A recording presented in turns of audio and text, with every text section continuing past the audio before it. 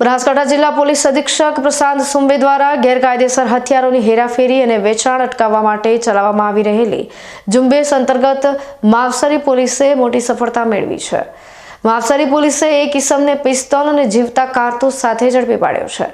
Mavsari police સ્ટેશનના police inspector એ.કે. Desai અને તેમની ટીમને બાતમી મળી હતી કે એક વ્યક્તિ ગેરકાયદેસર હથિયાર સાથે ફરી રહ્યો છે।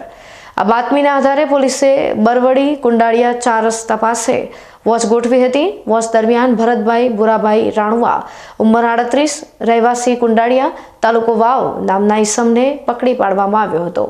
પોલીસે આરોપીની અગજડતી કરતા તેની પાસેથી ગેરકાયદેસર પિસ્તોલ મળી આવી હતી, જેની કિંમત ₹20,000 આંકવામાં આવી છે। આ ઉપરાંત પિસ્તોલ સાથે 600ની કિંમતના 3 જીવતા કારતૂસ અને એક ₹5,000ની કિંમતનો મોબાઈલ ફોન પણ જપ્ત કરવામાં આવ્યો છે। આમ પોલીસે કુલ ₹25,600નો મુદ્દામાલ કબજે કર્યો છે।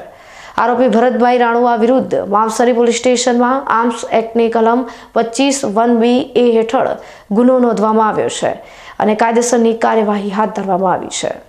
પોલીસ વધુ તપાસ કરી રહી છે કે આરોપી આ હથિયાર ક્યાંથી લાવ્યો હતો અને તેનો ઉપયોગ કયા હેતુ માટે થવાનો હતો। આ ઘટનાએ ફરી એકવાર ગેરકાયદેસર હથિયારોના વેચાણ અને ઉપયોગને અટકાવવાની જરૂરિયાત પર ભાર મૂક્યો છે।